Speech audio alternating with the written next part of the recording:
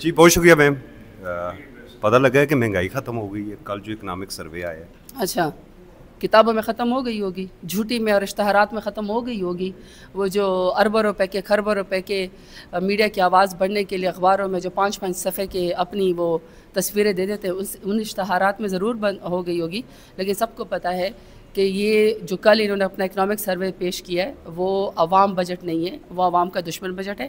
اپنی انہوں نے تنخواہیں, آپ کو پتہ ہے بجٹ سے پہلے 100% تو بہت چھوٹا لفظ ہے, 6% سے زیادہ 600% سے زیادہ انہوں نے بڑھا دی ہے.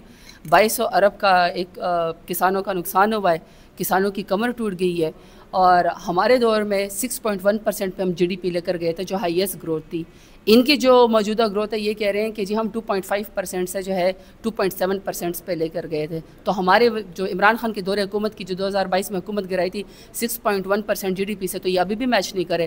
تو یہ اصل میں چھلانگے لگا رہے ہیں جنہوں نے اکنامک سروے دیا ہے کہ جو ان کا پچھلا گند تھا پچھلے سال کا, اس سے اس سال کا ان کا گند بہتر ہے. تو پرفارمنس تو نیل بٹا نیل ہی ہوئی نا. پی ٹی آئی کیا کرنے جا رہی ہے اندر؟ ابھی آج ہم نے ساری تمام پارلیمنٹیرینس کو, سینیٹرس کو بلایا ہوا ہے. انشاءاللہ ابھی ہماری 3 بجے میٹنگ سٹارٹ ہو جائے گی.